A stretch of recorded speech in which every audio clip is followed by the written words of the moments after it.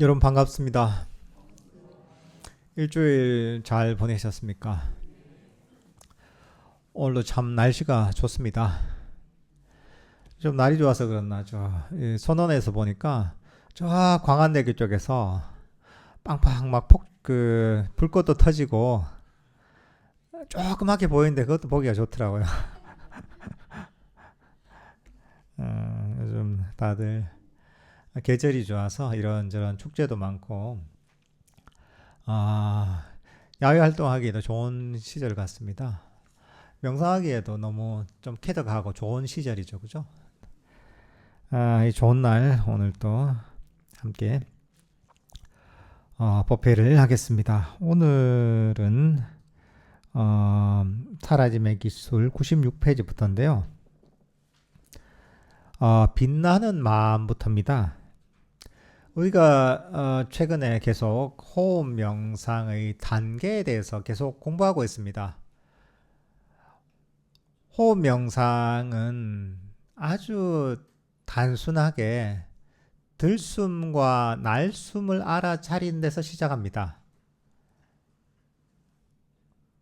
들숨과 날숨이라는 것도 특별한 들숨과 날숨이 아니라 우리가 평소에 하고 있는 이 들숨과 날숨, 이 자연호흡을 알아차리는 데서 시작합니다. 사실 이게 별게 아니잖아요, 그죠?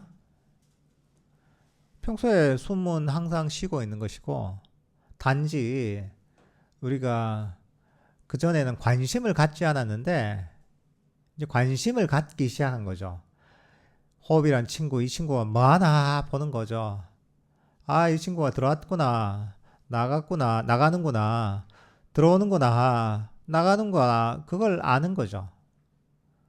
호흡 명상 이렇게 간단합니다. 근데 이게 뭐 특별한 거라고 이렇게까지 부처님께서 가르치셨나? 근데 이게 참으로 특별한 겁니다. 아무 특별할 것 없는 데서 보면 부처님께서는 엄청 특별한 발견을 하시고 특별한 효과를 이끌어내십니다. 호흡이라는 대상을 알아차림에 의해서 여기저기로 달리던 마음을 바로 현재 호흡하는 이 순간에 점점 멈추게 만드는 겁니다. 마음이 점점 호흡을 통해 멈추다 보면 신기한 현상이 벌어져요. 호흡이 변신을 하는 거예요. 어떻게 보면 호흡이 환골탈태를 하기 시작합니다.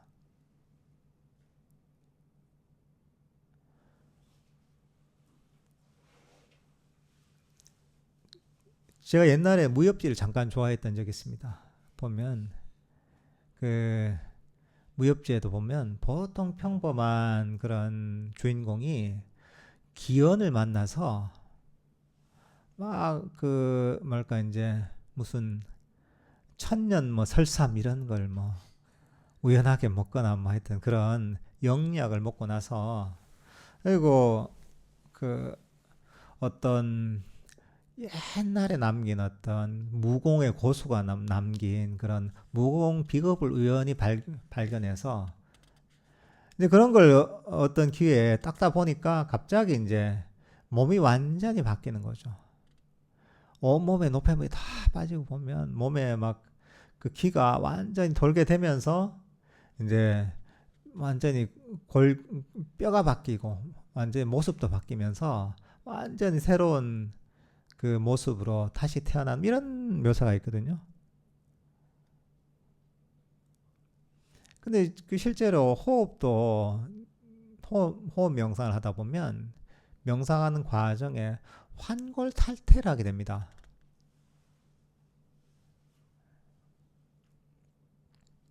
너무 신기한 거죠, 이게.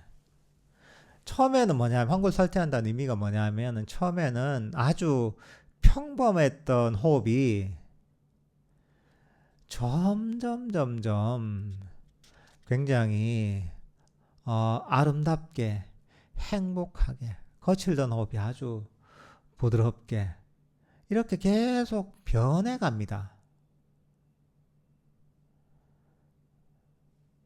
거친 삼배가 나중에는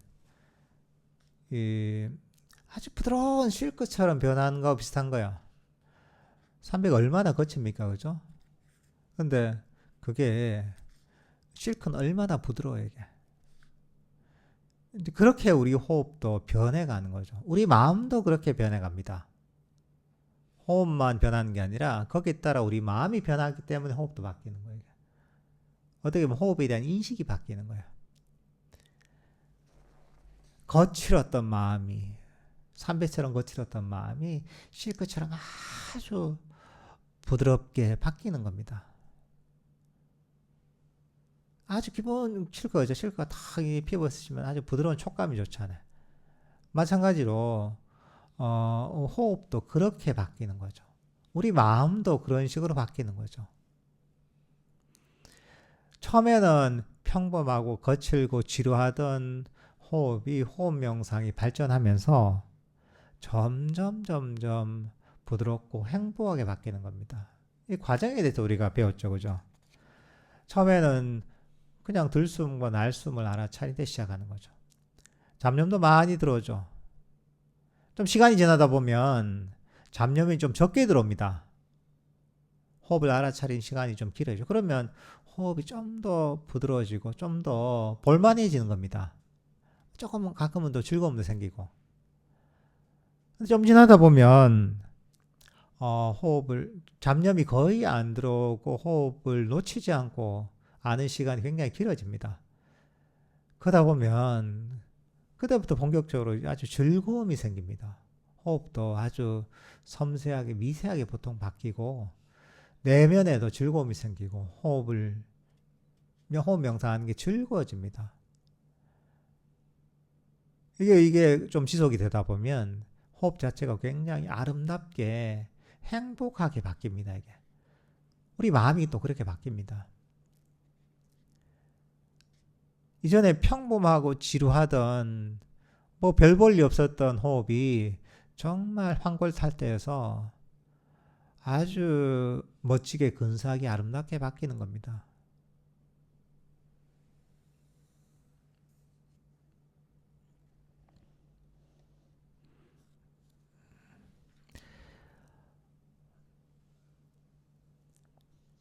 이제 그렇게 되다 보면 어떻게 되냐면 호흡의 전체를 알아차리다. 전체를 알아차리 호흡이 아름다워지는 과정에서 몸에 대한 인식이 점점 사라지게 됩니다. 여러분들 자전 같은 거 하다 보면 처음에는 다리도 저리고 허리도 아프고 주위에도 신경 쓰이지만 몰입이 되다 보면 다리도 잊어버리고 허리도 잊어버리고 허리의 통증도 잊어버리고 주위에 소리도 잊어버리고 점점 감각의 영역이 사라지기 시작합니다. 오감이 사라지는 거죠. 그러다가 나중에는 호흡이라는 감각, 느낌만이 남게 됩니다. 들숨과 날숨이라는 느낌만이 남게 돼요. 우리 감각이란 어떤 것이냐면 속성이 있습니다. 관심을 가지지 않으면 사라지게 되어 있습니다.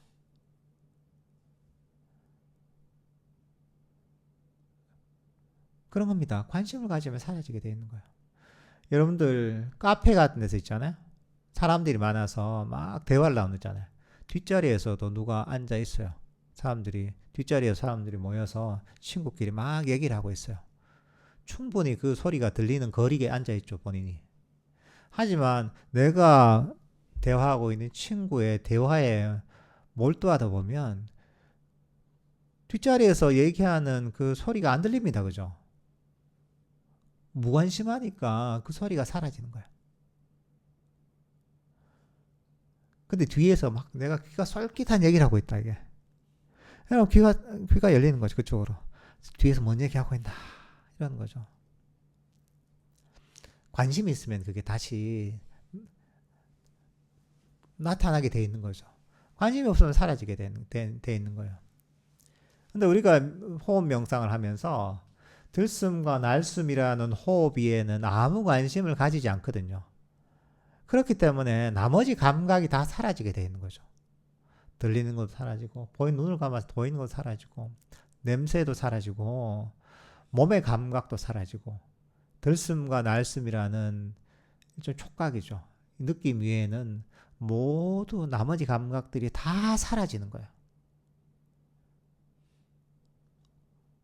어느 시점이 되면 이 우주에 호흡만이 남는 거죠. 유일한 호흡만을 내가 알고 있는 거죠. 근데 여기서 그치는 게 아닙니다. 마지막 남은 오감 중에 호흡이라는 감각이 있단 말이죠. 그리고 이게 굉장히 즐겁게 느껴집니다. 사실 우리의 감각이라는 것도 결국은 우리를 억누르는 짐입니다. 사람들은 이런 감각 속에서 항상 살아가기 때문에 이게 짐인지 몰라요.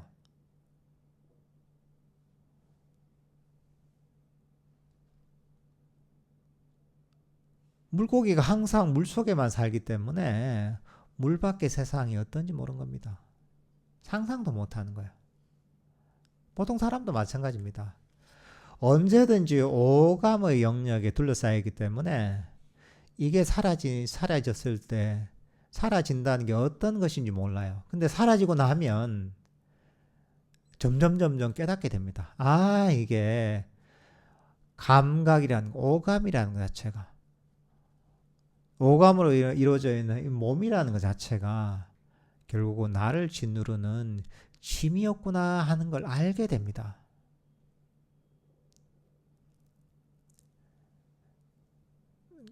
아주 심플하게 들숨과 날숨을 아는 이 과정을 통해서 너무나 특별한 경험을 하게 됩니다.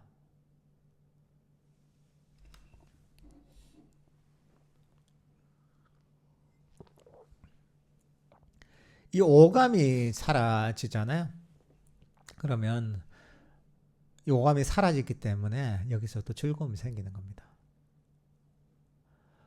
오감이 사라졌기 때문에 한편으로 뭐냐면 마음이 딴 데로 갈 데가 없어요. 오감이 우리 마음을, 우리 주의력을 끊임없이 밖으로 끌어당기는 거거든요. 보이는 거, 들리는 거, 냄새 맡는 거, 이 몸에 대한 느낌들, 이것들이 계속 우리 마음을 멈추지 못하게 끊임없이 끌어당깁니다. 근데 그게 사라지고 나면 마음의 움직임이 훨씬 적어집니다. 마음이 그대로 멈추기가 좋아져요. 그렇게 해서 아주 즐겁게 들숨과 날숨을 알아차리게 되는 거죠. 이걸 여기서 아름다운 호흡이다 이렇게 표현하기도 하는 거죠. 호흡에 다른 잡념 없이 호흡에 몰입이 되면서 호흡을 아는 것 자체가 굉장히 즐거워집니다. 사실 이 시점이 굉장히 중요한 시점입니다. 그전에는 즐거움으로 하는 건 아니, 잠시 즐거움은 있지만 제대로 된 즐거움으로 수행을 하는 건 아니거든요. 이게 좋으니까 하세요. 맨 하는 얘기 그렇잖아요. 이게 얼마나 좋은데 이걸 해야지 하면서 계속 저도 그렇게 얘기를 하고 수행하는 사람도 자꾸 그렇게 스스로를 가르쳐야 됩니다. 공부를 하면 이것도 좋고 저것도 좋고 하니까 또 이렇게 하면 이렇게 좀 재밌게 공부를 할 수 있고 이렇게 하면 이게 도움이 되고 이런 얘기를 계속 해줘야 되는 거예요. 근데 들숨과 날숨을 아는 게 아주 행복해질 때, 아름다워질 때, 호흡을 알아차리는 것만 해도 아주 즐거울 때는 그때부터는 잔소리 할 필요가 없어요. 왜냐하면 그 상태가 너무 즐겁고 행복하기 때문에 본인의 체험을 통해서 그때부터는 알아서 할 수 있게 되면 왜? 즐거우니까. 야, 정말 이 즐거운 거였구나. 정말 수행이라는 게 행복한 거였구나. 이 단순한 들숨과 날숨을 알아차리는 이 이 심심할 것 같은 작업이 결국은 이런 행복한 일이었구나 하는 걸 스스로 알게 되는 거죠. 그러니까 이거는 그때부터는 의지가 필요 없습니다. 우리가 싫어하는 일, 재미없는 일을 할 때는 아무리 의지를 빼려고 해도 의지가 들어가게 돼 있습니다. 근데 내가 너무 좋아하고 즐거운 일이 있잖아요. 그러면 의지가 필요 없어요. 그냥 거기에 자기가 머물고 싶어 하게 돼요, 이게.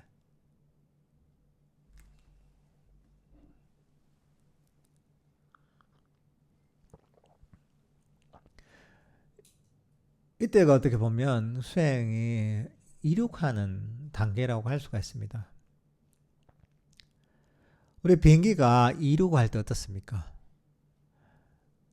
처음에는 보면 땅의 마찰력을 넘어서야 됩니다. 막 속도를 내서 가다 보면 이제 힘을 엄청 들여야 되잖아요. 그 이륙하는 과정에서 보면 땅에서 이제 비행기가 딱 뜰 때까지가 에너지를 그 가장 많이 소비하는 그런 구간이거든요. 그 단위 시간당. 왜? 땅에 마찰력이 있잖아요. 이게. 그러니까 그때는 엄청 엔진을 돌려야 되는 거야. 그래서 이제 딱 뜨잖아요. 그때부터는 양력이라 하나? 공기 양력을 통해서 쭉 가는 거죠. 그때부터 에너지가 훨씬 적게 되는 거죠. 하지만 힘을 적게 들여도 속도는 훨씬 많이 나게 되는 거죠. 바퀴가 땅에 닿는 마찰력이 이제 없어졌기 때문에 뭐 공기 저항은 좀 있지만 그 전에 땅의 마찰력이 비할 바는 아니거든요. 마찬가지로 이제 수행도 비슷한 겁니다, 이게. 이렇게 수행도 이륙을 하기 시작하는 겁니다.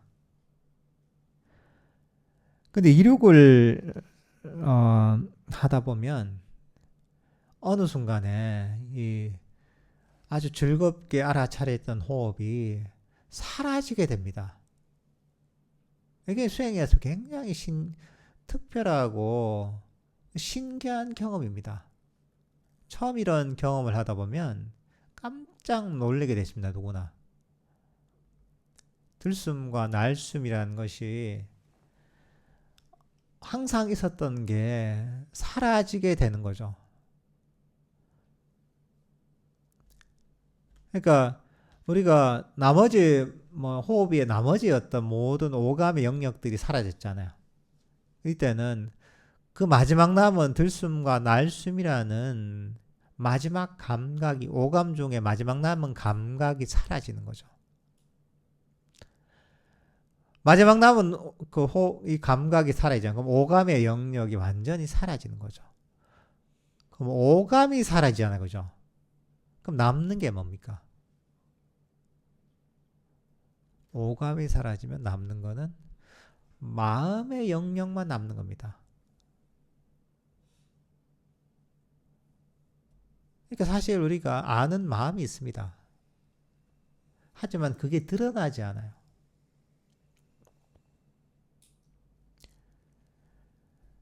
이게 우리의 마음이라는 게 온몸을 완전히 뒤덮은 갑옷으로 그 마음이 완전히 쌓여 있는 것과 같은 거죠. 이 갑옷을 벗어 던져야지 그 안에 있는 그 원래의 모습이 드러나게 되는 거죠, 이게. 근데 호흡 명상을 통해 그런 시점이 되는 거죠, 이게. 어느 순간에 들숨과 날숨마저도 사라지게 되는 거죠. 그렇다고 이게 호흡이 없어지는 건 아니에요. 호흡은 있지만 본인의 어떤 인식의 영역에서는 호흡이라는 게 사라지는 거죠.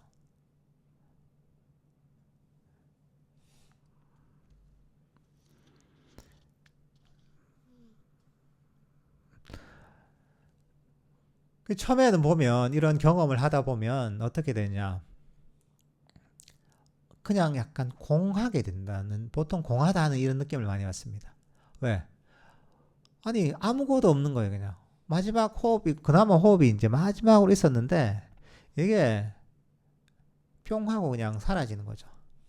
사라지니까 완전히 그 모든 게 사라지는 거죠. 공한 느낌이 있는 거죠. 그때는 뭐 보통은 빛도 없고 아무것도 없는 그런 공하다는 이런 경험을 많이 하게 됩니다. 보통은. 가끔은 이런 우연한 기회 이런 경험을 하는 사람들도 있거든요. 어떻게 하다 보니까. 그래서 이게 공한 체험을 깨달음이 한 게 공하다 이런 걸 이렇게 이제 얘기하면서 이런 체험을 뭐 깨달음이라 생각하는 사람도 있어요.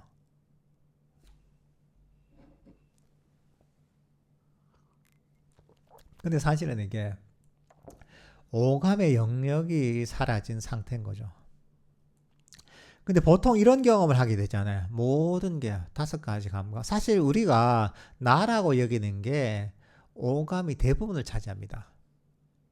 근데 나의 거의 대부분이 사라지게 되는 거죠. 마음의 영역만 남는 거죠. 그러면 이게 일종의 이제 죽음의 공포를 느끼게 됩니다. 왜? 나는 네 몸을 나라고 여기고 특히나 몸은 사라져도 약간 그렇긴 해도 그래도 호흡은 남았으니까 이거 살아있구나 하는 생각이 든단 말이죠. 근데 호흡마저도 사라지면 이게 죽는 거 아닌가 이게? 공포를 보통 느끼게 돼요. 그래서 사람이 아주 고요하고 평화로웠던 마음이 깨지게 돼요. 그래서 거기서 다시 튀어나와서 그냥 5가지 오감이 다시 나타나게 돼 있거든요. 그래서 보통 일회성으로 그런 경험을 하는 사람들이 가끔 있더라고요, 보면. 근데 비슷한 게 뭐냐면 되게 공포스러운 거예요. 존재가 소멸하는, 특히나 호흡이 사라지기 때문에 이러다 죽는 게 아닌가 하는 공포심이 느껴지는 경우가 있는 거죠. 근데 이제 그런 과정을 거치면서 우리가 법을 배우잖아요. 수행의 과정을 배우잖아요. 이것도 당연히 수행의 과정이 한편으로는 사라짐의 과정인데 그 과정 중에 하나구나 하고서 뭐 호흡이 사라지더라도 그것들을 거기에 만족하면서 평온하게 받아들이잖아요. 그러다 보면 뭐 빛도 없고 그냥 공한 이런 상태에서 아주 밝은 보통 빛을 경험하게 됩니다. 내면에. 이제 그걸 보통 니미따라고 합니다. 니미따라는 게 보통 우리말로 표상이다 이렇게 얘기하는데 이게 뭐냐면 일종의 오감이 사라졌을 때 남는 게 뭐라 했습니까? 마음의 영역이 남다 그랬죠. 흔히 뭐 불교 유식학에서도 전오식 제6식 얘기하잖아요. 안, 이, 비설, 신식. 그러니까 이제 이 5가지 감각의 영역 다음에 그 다음에 보통 의식을 얘기하잖아요. 아는 마음, 오감이 사라졌을 때 이 순수한 마음, 제6식, 의식이 일종의 드러나는 거죠. 근데 빛은 사실은 시각적인 영역이잖아요. 근데 그렇다고 순수한 마음이 보면 어떤 빛은 아니거든요. 근데 마음이라는 게 드러날 방식이 뭐냐면 빛으로 보통 드러나게 되는 거예요. 그 중에서 그래도 빛이 그나마 좀 유사한 측면이 있기 때문에 빛의 형태로 보통 순수한 마음이 드러나게 되는 겁니다. 그게 바로 니미따라는 거예요. 한번 읽어보면서 제가 계속 진행하겠습니다. 호흡이 고요해짐에 따라 결국 호흡도 놓아버리고 그 다음에는 아름다운 니미따가 나타납니다. 니미따가 무엇입니까? 그것은 그냥 마음이 빛나는 상태에 지나지 않습니다. 즉 니미따는 경전에서 빠바사라 찌따라고 부르는 것입니다. 그것은 나머지 오감으로부터 해방된 여섯 번째 감각입니다. 마치 구름 뒤에서 나온 달과 같습니다. 해방되다라는 것은 무슨 의미입니까? 구름이 거기 더 이상 없다는 뜻입니다. 오감이 전부 사라질 정도까지 오감이 고요해졌다는 뜻입니다. 그래서 남겨진 것이라곤 단지 마음뿐입니다. 이제 여러분은 몸을, 심지어 호흡조차도 느낄 수 없습니다. 감각들을 통제하거나 걱정함으로써 여러분이 여기까지 온 것이 아닙니다. 단지 감각들을 무시하고 호흡에만 집중한 결과입니다.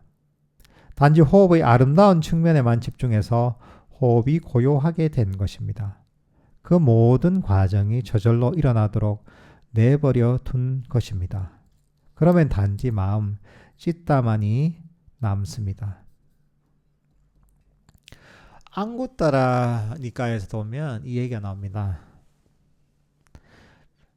그 빛나는 마음이라 한 게 있습니다. 정확하게 기억은 안 나는데 이 빛나는 마음은 어떤 손님 같은 구름에 의해서 가려졌다. 이게 사라지면 마음이 빛난다. 이런 표현이 나거든요. 굉장히 초기 경전에서는 찾아볼 수 없는 표현이에요.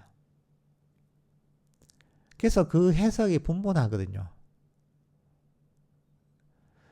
그래서 어떤 사람은 여기 이걸 그냥 그래 참나가 진짜 이거지 그래 이거다 빛나는 마음 바바사라 찢다 이게 참나를 얘기하는구나 이렇게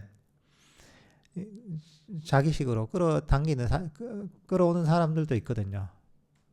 근데 사실 그렇지 않습니다. 이거는 오감의 영역이 사라졌을 때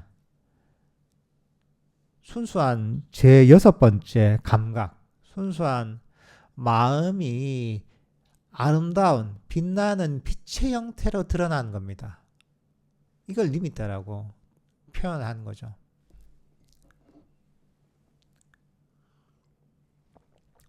오감의 영역이 구름과 같은 거죠.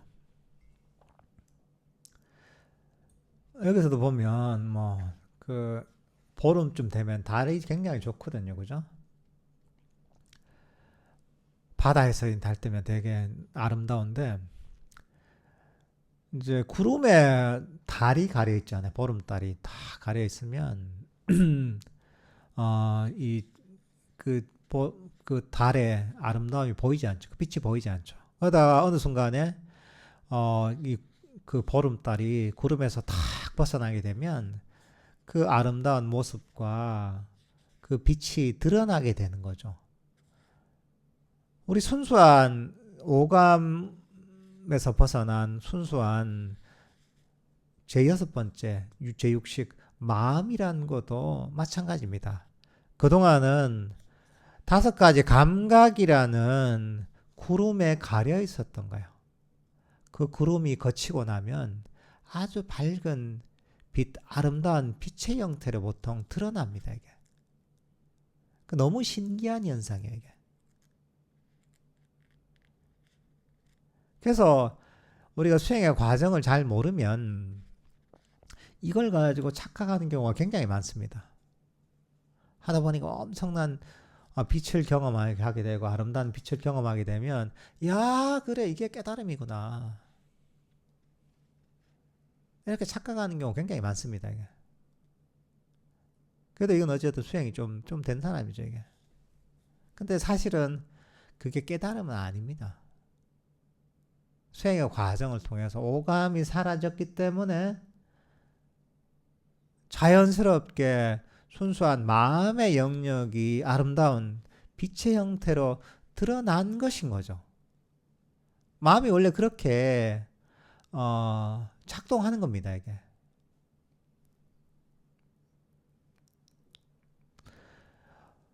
물론 때로는 이게 이런 식으로 아주 순수한 오감이 완전히 사라지고 아주 아름다운 형태 이렇게 드러나는 경우도 있지만 수행이 불완전할 때는 그냥 뭐 감각도 좀 있는데 좀 뭐 빛이 좀 보이기도 하고 뭐 엄청 아름답지도 않은데 애매하게 그냥 저 폭죽 터지듯이 터지기도 하고 때로는 저 불꽃놀이에 불꽃이 터지듯이 빵빵빵빵 터지기도 하고 보통은 다양한 형태로 나타납니다. 하지만 우리 마음이 제대로 개발됐을 때는 이 감각이 완전히 사라지고 아주 아름다운 그런 니미타가 나타나게 됩니다. 때로는 이걸 혼동하기도 쉽습니다. 특히나 아나파나사티를 하다 보면 이 길이 여러 가지예요. 왜냐하면 이 사실 호흡이라는 게 우리가 언제나 하고 있는 거잖아요. 호흡을 가지고 이걸 개발한 방식이 굉장히 많습니다. 근데 대부분의 경우에는 호흡을 어떻게 활용하느냐? 호흡이 사실 우리의 일종의 생명 에너지거든요. 몸의 에너지하고 직결되어 있습니다, 이게. 그래서 이걸 호흡을 몸의 에너지를 개발하는 방식으로 대부분 개발합니다. 대부분의 호흡 수련법이라는 것은 불교 호흡 명상, 호흡 수행하고 완전히 다릅니다. 호흡 수행も하지만 완전히 다릅니다. 그 차이를 보려면 첫 번째, 보통 일반적인 호흡 수련이나 호흡 명상하면 자연 그대로의 호흡을 대상으로 하지 않습니다. 호흡을 조절하거나 통제합니다. 예를 들면 호흡을 아주 길게 만들려고 하거나 단전호흡 같은데 대체로 그렇습니다. 요가 쪽에서 그렇고. 그래서 뭐 1분에 뭐 60번 호흡을 했다면 그 다음 1분에 뭐 2번, 3번 이렇게 호흡을 하게 만드는 거죠. 누군 뭐 5분에 한 번 한다는 사람도 있고 그런 사람들도 있어요. 이제 그런 식으로 보면 몸의 에너지를 개발하는 거죠. 때로는 그 호흡을 멈추는 거죠. 지식이라고 하는데 이런 걸 통해 에너지를 개발하게 돼요. 그러다 보면 몸에 에너지가 쌓이고 뭐 단전 이런 게 열린다 하잖아요. 뭐 상단전, 중단전, 하단전 이런 얘기 하잖아요. 그리고 요가 쪽에서도 사실 비슷합니다. 거기도 뭐 차크라 얘기하잖아요. 그것도 단전호흡이나 비슷한 종류예요. 같은 계통이에요. 호흡을 통해 몸의 에너지를 개발하는 겁니다. 그러다 보면 그 에너지를 개발해도 평소에 경험하지 못하던 체험을 하게 돼요. 막 단전도 뜨끈뜨끈해지고 뭐 어떤 경우에는 영하 한 30도에서도 추위를 안 타요. 티베트에 뭐 그런 수행이 있거든요. 추위를 안 타요. 그러니까 얇은 옷 한 장만 입어도 뭐 아무 걱정이 없어요. 추운 데서는 그런 거 하면 좋겠죠, 그죠? 날 추운 데서 옷 걱정할 필요가 없이 그냥 몸에 저절로 몸이 난로가 되니까 자체 발전을 하는 거죠, 이게. 그럼 에너지도 절약되고 좋겠네요. 이 몸을 개발한 방식이 굉장히 많습니다, 이게. 사람들이 헷갈려요. 근데 또는 뭐 이렇게 적극적으로 개발하지 않아도 약간의 호흡의 어떤 에너지 측면을 약간만 관심만 가져도 이게 몸의 에너지를 좀 일으켜요. 근데 이게 아나파나사티와 결합된 경우도 있습니다.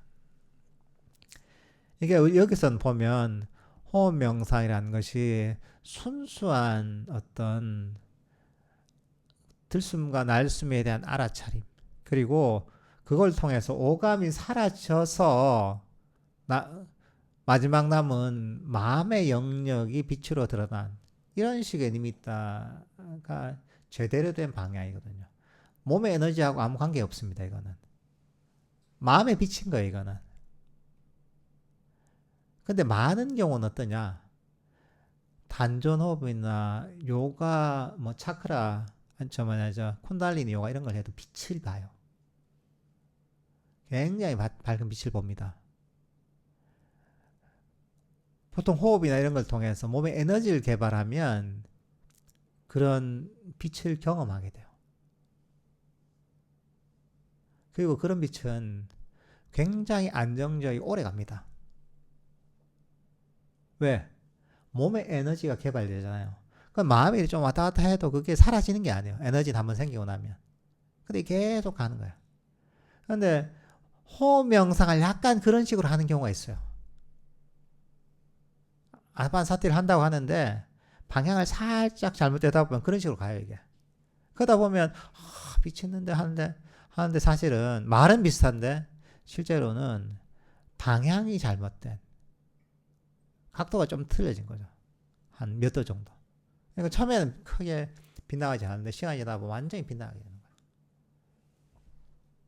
그러니까 말은 비슷한데 실제 그 정신적인 상태는 완전히 달라지는 경우도 많아요. 그래서 사람들이 이거 구분할 수가 없어요.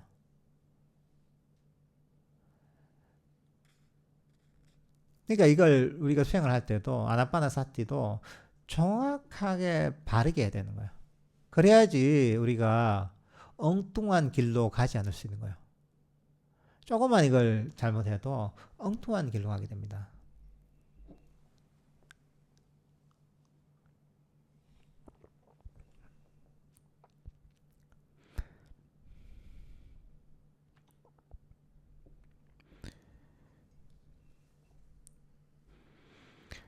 이 상태에서 나온 니미타는 믿기지 않을 정도로 아름답고 연락으로 가득 찹니다.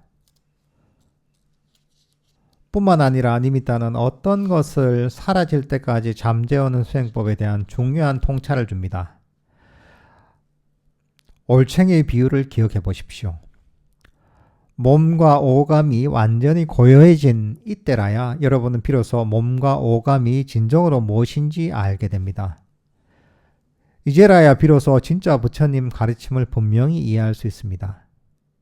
또한 사람들이 왜 가끔 빛나는 마음이라는 그 구절이 본래심, 모든 존재의 본질, 신 또는 우주적 의식을 뜻한다고 생각하는지 비로소 알게 됩니다.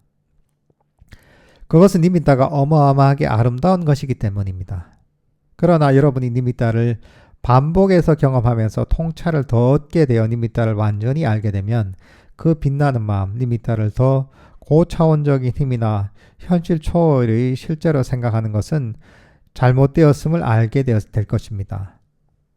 그 빛남은 오감이 완전히 잠재워졌을 때 나타나는 여러분 마음의 얼굴에 불과합니다.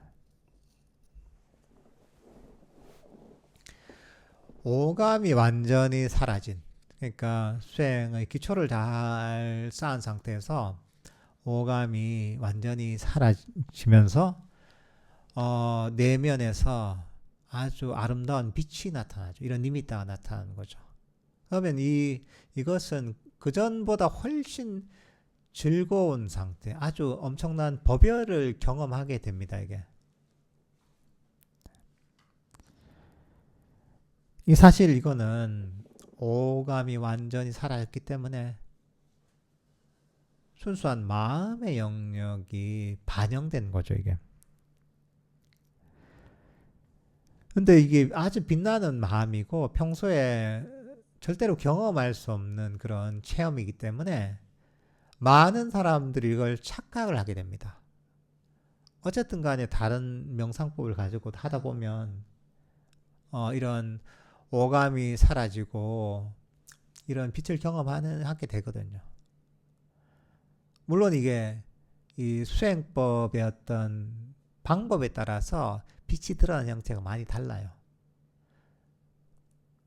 보통 아나파나사티 호흡 명상 같으면 가장 심플하고 순수한 방법이에요. 그래서 이 빛이라는 것도 보통 아주 심플하고 순수하게 드러나게 돼 있어요. 근데 그 수행법 자체가 조금 복잡한 여러 가지 요소를 많이 가지고 있는 수행법이다 하면 오감이 사라지고 나타나는 빛도 많이 달라져요. 예를 들면 가끔 그런 분이 있거든요. 기도를 오래 하신 분이 있단 말이죠. 여러분들 보면 목탁 치면서 하다 보면 그러니까 이제 막 자기도 모르게 그걸 계속 하다 보면 어떤 상황이 잘 맞잖아요. 그럼 완전히 몰입이 될 때가 있어요. 몰입했다 보면 자기가 목탁 치는지도 모르고 완전히 빠지게 돼요. 하다 보면 몇 시간이 지났는지도 모를 정도로 완전히 빠지게 되는 경우가 있거든요. 하면 이제 갑자기 법당이 확 막 부처님이 다 빛이 나고 막 법당에서 막 진짜 뭐 그 해가 뜬 듯이 광명이 막 비치고 이런 경험을 하는 분들이 가끔 있어요. 이게 평생에 보통 한 번 처음 경험해보는 보통 그런 경우가 있거든요. 근데 약간 비슷한 거예요. 이게 연불에 완전히 몰입이 되다 보니까 다른 오감의 영역이 거의 사라진 거야. 그러니까 마음이 이제 드러난 거죠. 이게. 근데 연불 하다 보니까 이제 법당에 있고 보면 그게 좀 호흡 명상보다 좀 복잡한 수행이단 말이죠. 그 관련되게 빛이 나타나는 거야. 부처님 확 황금색으로 빛나고 막 이런 경험을 하게 돼요. 굉장히 특이한 경험을. 또 예를 들면은 뭐 부정관을 하는 사람 분들이 있단 말이죠. 남방에서는 부정관이 뭐냐면 뭐 시체를 대상으로 어떤 우리가 명상을 한다거나 뭐 뼈나 이런 걸 가지고 대상으로 명상을 하는 경우도 있거든요. 그런 걸 하다 보면 마찬가지로 처음에는 말까 이제 세상이 무상하고 몸이란 게 전부 집착할게요 하면서 모든 걸 부정하는 방향으로 하게 되거든요. 자해명상 이런 거하고 완전히 반대로 가요. 하지만 이것도 마찬가지로 결국은 모든 감각을 놓아버리게 만들어요. 그래서 나중에는 어떻게 되냐면 만약에 내가 백골을 대상으로 이제 막 명상 주제로 명상을 하자. 그럼 백골이 빛나는 거예요. 백골이 아주 아름답게 빛나게 되는 거야.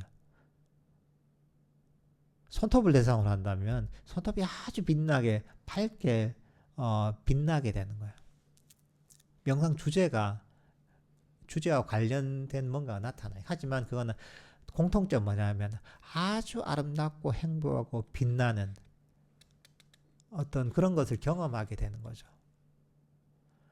그러니까 이게 우리 마음의 속성이 그런 거예요. 오감이 사라지잖아요. 그러면 순수한 마음이 보면 빛의 형태로 드러나는 게 그냥 우리 마음의 속성이에요. 근데 이걸 가지고 이런 걸 잘 모르면 온갖 생각을 다 하게 되는 거야. 내가 기도하다 보니까 그분은 예를 들면 이제 정토에 대한 믿음이 있는 분 같으면 야, 내가 극락 세계를 오늘 기도하면서 내가 봤다고. 그렇게 생각할 수 있죠.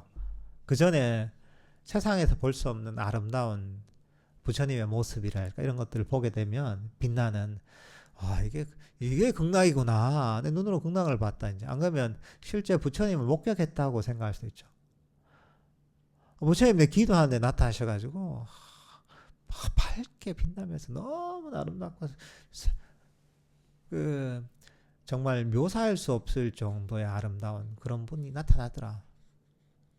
보통 사람 경험할 수 없는 거기 때문에 아주 특별한 경험이죠, 사실 이게.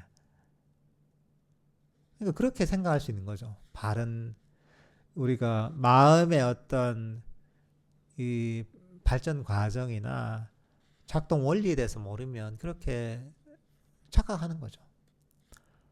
예를 들면 참선을 하다가 막 하다 보면 마음에 빛이 나타나는 경우가 있다. 마음이 고요하게 몰입되는 이런 상태가 될 수가 있단 말이죠. 그럼 뭔가 마음에서 빛이 쫙 나타나면 이게 진짜 한 소식했구나. 이게 본래 면목이구나. 이게 참나구나. 우주를 빛으로 뒤덮어 버리니까 그래.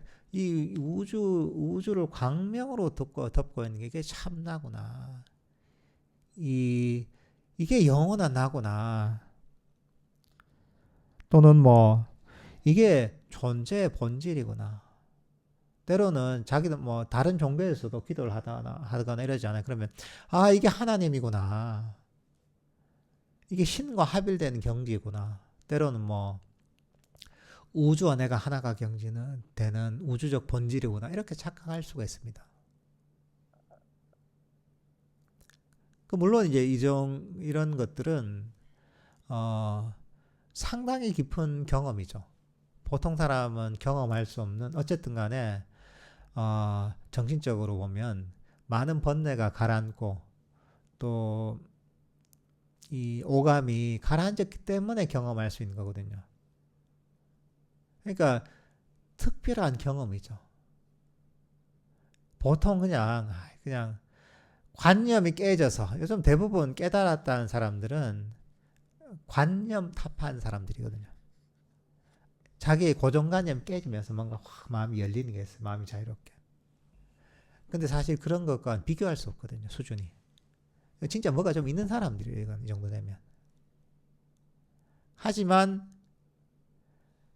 이것도 그런 거하고는 사실 전혀 관계가 없다는 거죠. 그냥 수행을 통해서 오감이 가라앉아서 순수한 마음이 빛나게 빛으로서 드러난 그런 단계라는 거죠. 그러니까 이걸 알아야지 거기에서 더 넘어설 수 있는 거죠. 그걸 모르면 그냥 평생 착각하고 있는 거죠. 보통은 뭐냐면 또 이런 것들이 그런 분들 일회성이에요. 왜? 단계적으로 우리가 바른 수행을 통해서 방법론을 가지고 수행한 게 아니라 어떻게 하다 보니까 된 거예요, 이게. 그러니까 다음에 하려고 하면 안 돼요, 이게. 어떻게 하다 보니 했는데 몰라요. 그때 아마 그랬겠죠. 욕심을 버리고 그냥 편안한 마음으로 그냥 욕심 없이 그렇게 하다 보니까 그동안 쌓인 것도 있고 하니까 자기도 모르게 쭉 몰입되면서 그런 경험을 하게 된 거죠. 하지만 그 한계는 뭐냐면 우리 마음을 개발하는 아주 구체적이고 체계적인 방법론을 모르면 반복할 수가 없습니다. 그 경험을. 깊은 경험이긴 하지만. 그게 한계예요. 왜 이런 경험을 했는지 그 일종의 인과의 법칙을 모르는 거예요. 이게. 그래서 보통 그런 경우에는 평생에 한 번 한 경험들이 대부분입니다. 수행을 많이 하거나 기도를 많이 하거나 열심히 하거나 이런 분들이 보면 뭐 한 번 경험들은 다 있어요. 근데 이런 경험을 한 경우가 많습니다. 근데 다시는 못해요. 내가 젊을 때 70 먹은 스님도 얘기해. 내가 20대 때 근데 그 굉장히 특별한 경험이 절대로 잊어버릴 수 없거든요. 하지만 반복해서 경험할 수 없는 이유는 거기에 어떻게 도달하는지 거기에 대해 배운 적이 없는 거예요. 하다 보니까 되는 거예요. 근데 사실은 우리가 그런 것들을 반복해서 경험하고 사실 그것도 넘어서려면 제대로 된 부처님의 어떤 가르침 그리고 마음을 훈련시키는 수행에 대한 체계적인 바른 이해가 있어야 그게 가능해지는 겁니다. 인과의 법칙을 아는 거죠. 어떻게 우리 마음을 개발할 수 있는가, 어떤 원인을 심어야 저기 가능한가를 알면 그런 경험을 이룰 수 있고 반복해서 경험할 수 있고 그리고 그걸 뛰어넘을 수 있는 거죠.